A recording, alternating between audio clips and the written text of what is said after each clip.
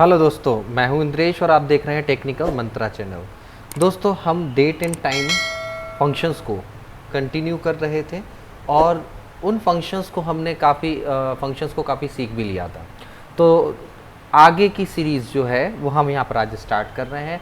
तो आज देखेंगे हम डेट एंड टाइम के और आगे के फंक्शन जिनको हम आज पढ़ेंगे। तो देखिएगा गाइस, यहाँ पर हमने कुछ पहले फंक्शंस जैसे डेट हो गया, डेट वैल्यू हो गया, डे मंथ ईयर हो गया, डे 360 हो गया, ई डेट हो गया, ई ओ मंथ हो गया। तो ऐसे तमाम फंक्शंस हम लोगों ने पढ़ लिए थे। आज हम यहाँ पर उसके आगे के फंक्शंस को हम पढ़ेंगे। ठीक है, यहाँ देखिएगा डेट एंड टाइम में ये सारे फंक्शंस हम पढ़ चुके थे और आज हम लोग टाइम से स्टार्ट करेंगे। Time, time value, today, week, week नाम और वर्क डे। तो इन फंक्शंस को हम लोग यहाँ पर पढ़ेंगे कि ये फंक्शंस होते क्या हैं। तो देखिएगा, तो गाइस जिसने अभी तक चैनल को सब्सक्राइब नहीं किया है तो इस चैनल को सब्सक्राइब कर लीजिए। ठीक है, लाइक बटन को दबा दीजिए। नीचे कमेंट सेक्शन में आप जो भी आपको रिक्वायरमेंट हो, जो भी आप चाहते हैं, कमेंट कीजिए। अच्छा लगता है तो उसके लिए भी कमेंट कीजिएगा। ठीक है, और अपने दोस्तों को इसको शेयर कीजिए ताकि ऐसी ही इंटरेस्टिंग वीडियोस आप लोग अपनों तक पहुंचा सकें। तो दोस्तों स्टार्ट करते हैं। फंक्शन पहला है आज का टाइम फंक्शन। तो देखिएगा, अलग अलग पैरामीटर से हमारे पास आर, मिनट और सेकंड आ रहा है। देखिए, इससे पहले भी हमने आपको अलग अलग फंक्शंस को बताया था, इसमें आर, मिनट और सेकंड अलग अलग फैच करना बताया था। यानी कि जब हमारे पास अलग अलग आ रहा होगा तो हम इसे कंबाइन कर सकते हैं और कंबाइन आ रहा होगा तो उसको हम अलग अलग कर सकते हैं। तो दोनों तरह के फंक्शंस हमारे पास हैं। ऊपर हमने कंबाइन करना बताया था, यहाँ हम कंबाइन से यहाँ अलग अलग करके हम कंबाइन करना सिखाएंगे। ठीक है ना।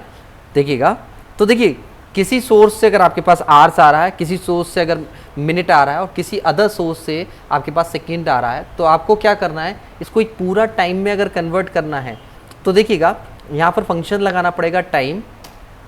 फंक्शन लगाना पड़ेगा is equals to time. Time में देखिए 3 पैरामीटर पास होते हैं। पहला पैरामीटर है आवर्स का, दूसरा पैरामीटर है मिनट का और तीसरा पैरामीटर है सेकंड का।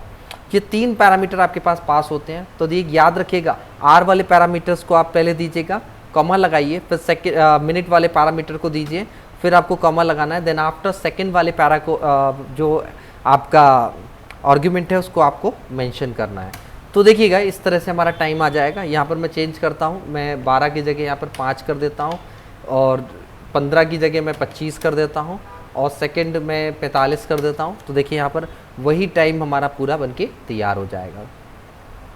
नेक्स्ट फंक्शन है time value. Time value function का प्रयोग टाइम को टेक्स्ट फॉर्मेट में शो करने के लिए करते हैं। एक बात याद रखिएगा, टाइम को वो टेक्स्ट में कन्वर्ट कर देता है। अगर आप कहोगे सर ये क्या है, मतलब टेक्स्ट में क्यों कन्वर्ट करता है, देखिए इसका काम होता है कि आप किसी टेक्स्ट वैल्यू को टाइम में कन्वर्ट कर सको या टाइम को टेक्स्ट वैल्यू में कन्वर्ट कर सको, उसके लिए ये फंक्शंस होता है। ठीक है, आपको क्या करना है, आपको जस्ट टाइम लिखना है और टाइम वैल्यू फंक्शन में क्या करना है, वो आर्ग्यूमेंट पास करना है जहाँ पर टाइम है, वो इस पूरे टाइम को इसमें कन्वर्ट कर देगा।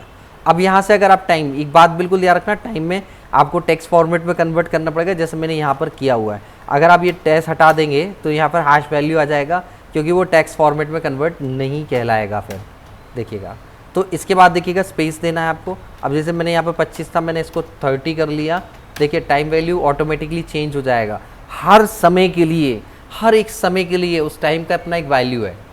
ठीक है ना। अगर आपको लगता है कि ये टाइम नहीं है, ये तो कोई संख्या लिखी है जिसको हम नहीं पहचानते, तो उसके लिए भी मैं आपको बता दे रहा हूँ। इस सेल को सेलेक्ट करके आप जाइए कहाँ पर, यहाँ देखिएगा जो नंबर सेक्शन है, इस पर जर्नल पे जाइए, यहाँ पर मोर नंबर फॉर्मेट दिया, उसको क्लिक कीजिए। क्लिक करने के बाद फॉर्मेट सेल की विंडो ओपन होगी जिसमें आपको क्या करना है, कस्टम करना है। कस्टम करने के बाद यहाँ से कोई भी टाइम आप सेलेक्ट कर लीजिए। सपोज दैट मैंने ये ले लिया HMMSS। ठीक है, ये टाइम सेलेक्ट कर लिया जिसमें सेकंड भी है, HHMM भी सिलेक्ट कर सकते हो और HHMMSS भी कर सकते हो। तो मैंने ये वाला टाइम सेलेक्ट कर दिया और ओके कर दिया। तो देखिए, वही टाइम यहाँ पर आ गया, सेकंड हट गया। यानी कि जो वैल्यू हम ले रहे थे वो एक टाइम को रिप्रेजेंट कर रही है। ठीक है, आप जर्नल कर देंगे तो वही न्यूमेरिक वैल्यू यहाँ पर शो करने लगेगी। ठीक है, तो होप, आशा करता हूँ कि ये आपको बिल्कुल क्लियर हो गया होगा। चलिए जल्दी से बढ़ते हैं अपन लोग नेक्स्ट फंक्शन की ओर। नेक्स्ट फंक्शन क्या कहता है हमारा, वो मैं आपको यहाँ पर बता देता हूँ। ठीक है, मैंने एक यहाँ पर टेबल बना रखी है, मैं टेबल को थोड़ा सा इस साइड लेता हूँ ताकि आप एक स्क्रीन में उसको ईजिली देख सको। मैं इसको मूव करा देता हूँ यहाँ पर, ठीक है ना। तो ये देखिए, ये हमारे पास टेबल तैयार हो गई है। तो नेक्स्ट फंक्शन है वीक डे। व्हील डे हो गया, मैं इसको चेंज कर देता हूँ, वीक डे फंक्शन, ठीक है ना। तो देखिए इसका काम जो होता है वो क्या होता है, किसी भी तारीख, अगर कोई तारीख लिखी है तो वो तारीख उस सप्ताह का कौन सा दिन होगा, उस तारीख में सप्ताह का कौन सा दिन होगा ये वो हमें बताएगा। जैसे 15/7/2020 है, ठीक है, 15/7/2020 है, तो 15 तारीख को, ठीक है, 15/7/2020 में 15 तारीख को कौन सा दिन पड़ेगा, सप्ताह का कौन सा दिन होगा, चौथा। ठीक है, याद रखिएगा संडे को वो पहला दिन मानता है, संडे को वो पहला दिन मानता है, मंडे को दूसरा, ट्यूसडे को तीसरा, वेडनेसडे को चौथा और थर्सडे को पांचवा। इस तरीके से वो लेता है यहाँ पर, ठीक है ना। ये आपको बिल्कुल ध्यान में रखना है। तो ये कहता है चौथा दिन है। अब देखिए चौथा दिन यानी कि वेडनेसडे पड़ेगा, 15/7/2020 को वेडनेसडे पड़ रहा है। मैं चेक कर लेता हूँ, 15/7/2020, देखिए 7वां महीना यानी जुलाई, और 15 तारीख को देखिए वेडनेसडे पड़ रहा है हमारा, 15/7/2020 को वेडनेसडे पड़ रहा है। तो इस तरीके से वो निकाल के देगा आपको कि सप्ताह का कौन सा दिन पड़ रहा है। 7वां दिन सैटरडे हो जाएगा और उसके बाद पहला दिन आ जाएगा यानी संडे। अगर आपको लगता है कि ये सर ये सिर्फ नंबर लिखे हुए हैं, तो यहाँ पर भी आप क्या कर सकते हो, आगे बढ़ा सकते हो। देखो आगे बढ़ाने के लिए अपन क्या करेंगे, यहाँ से मैंने इसको सेलेक्ट किया और देखिए यहाँ पर फ्रैक्शन पे आ गया। मैं पूरे को सिलेक्ट कर लेता हूँ ताकि पूरे पे अप्लाई हो जाए। ठीक है, पूरे को सिलेक्ट कर लिया, मोर पर आ गए, कस्टम पर आ गए। अब मुझे इसको दिन में कन्वर्ट करना है, देखना है कि कौन सा दिन था। आप जर्नल की जगह टाइप कर दीजिए। देखो 3 बार डी टाइप करोगे तो 3 बार आएगा, शो होगा। अगर आप 4 बार, अगर आपको पूरा चाहिए, पूरा डे चाहिए, तो आप क्या करेंगे, सेलेक्ट करेंगे, कस्टम पे आ जाएंगे। कस्टम पे आने के बाद यहाँ पर 4 बार डी आपको टाइप कर देना है, तो दिन निकाल कर वो आपको दे देगा।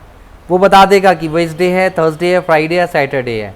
ठीक है ना, इस तरीके से वो यहाँ पर क्या करेगा, वो उसको निकाल देगा। आप देखिए यहाँ पर अर्थमेटिक्स भी कर सकते हैं। ठीक है ना, इसको निकालने का पर्पस क्या है वो मैं आपको बता देता हूँ। सप्ताह का दिन निकल जाएगा और सप्ताह के दिन निकलने के बाद आप क्या कर सकते हो, उसमें अर्थमेटिक्स भी कर सकते हो। जैसे 4 दिया हुआ है, 4 में 1 जोड़ेंगे कितना होगा, 5 होगा। ठीक है ना, लेकिन मुझे 4 में 1 नहीं जोड़ना है, मैं इसको सिलेक्ट कर लेता हूँ।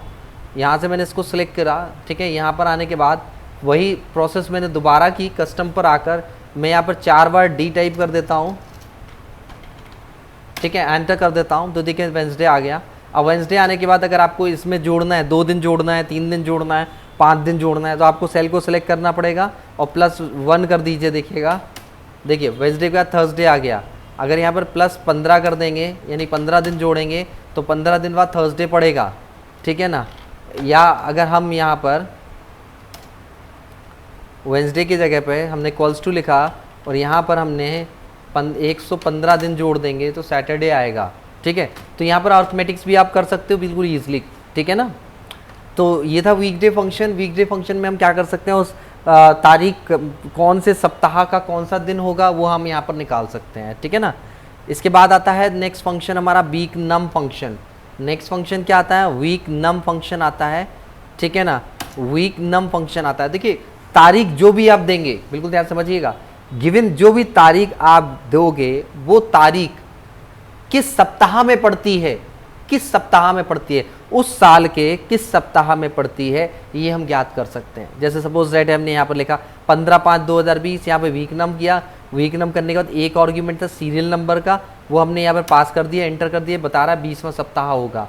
अब इसकी जगह पे देखिए यहाँ पर मैं तारीख चेंज करता हूँ, मैं लिखता हूँ 5, ठीक है, 1/2020 मैं लिख देता हूँ, एंटर। ये दूसरा सप्ताह शुरू हो जाएगा। 4 तारीख कौन सा सप्ताह शुरू होगा, देखिएगा पहला सप्ताह रहेगा। ठीक है, 5 तारीख से दूसरा सप्ताह शुरू हो जाएगा, आप चेक करेंगे यहाँ पर।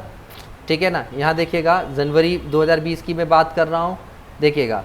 अब देखिए 5 तारीख संडे आ गया, संडे पहला दिन होता है इसलिए दूसरा सप्ताह लग जाएगा 5 तारीख में। लेकिन 4 तारीख तक क्या है, सैटरडे है।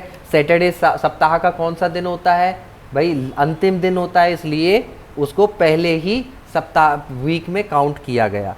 तो इस तरीके से हम यहाँ पर निकाल सकते हैं कि कौन सा सप्ताह का कौन सा, मतलब साल का कौन सा सप्ताह होगा, वो हम यहाँ पर निकाल सकते हैं। आप कोई बड़ी डेट भी ले सकते हो, जैसे मैंने ले लिया यहाँ पर 15/8/2020, 33वां सप्ताह होगा, ठीक है ना। कितना होगा? 33 वीक होगा। आप यहाँ पर ले लेते हैं 15/12/2020, 51वां सप्ताह होगा, ठीक है ना। आप बिल्कुल लास्ट ले लीजिए, 53वां सप्ताह होगा, 53, ठीक है ना। तो इस तरीके से हम ज्ञात कर सकते हैं कि जो तारीख दी गई है वो तारीख साल का कौन सा सप्ताह होता है, ठीक है ना। इतना तो क्लियर है ना आप लोगों को। चलिए बिल्कुल समय ना वेस्ट करते हुए हम नेक्स्ट फंक्शन की ओर बढ़ते हैं। तो नेक्स्ट फंक्शन है हमारा क्या, जो है एयर, FRAC। देखिए एयर और फ्रैक्शन बोलते हैं, FRAC जो है उसको बोलते हैं फ्रैक्शन। तो देखिएगा एयर फ्रैक्शन जो फंक्शन होता है उसको 2 तारीखों को, 2 तारीख जो दी है वो उसके दौरान साल का कौन सा वह हिस्सा होगा वो हम यहाँ से निकाल सकते हैं। जैसे देखिएगा, जैसे मैंने कहा 1/1/2020 से समझिएगा 15/6/2020 जो है वो क्या होगा, ये 0.441667 होगा, यानी कि वो बता रहा है 0.4 होगा, ठीक है। ये फ्रिक्शनल फॉर्म में देगा, वो आपको याद रखिएगा। मैंने यहाँ पर 6 दिया था, मैं यहाँ पर 6 ना देकर मैं यहाँ पर 10 दे देता हूँ, 0.775 होगा। क्या होगा? 0.775 यहाँ पर होगा। अगर मैं यहाँ पर देखिए 1 के बदले में दे देता हूँ कितना, 1/1/2021, क्या हो जाएगा? पूरा 1 साल हो जाएगा, पूरा 1 साल कवर हो जाएगा, इसलिए फ्रैक्शन में क्या आ गया? 1 आ गया। लेकिन अगर अब यहाँ पर क्या करते हो, 31 करते हो,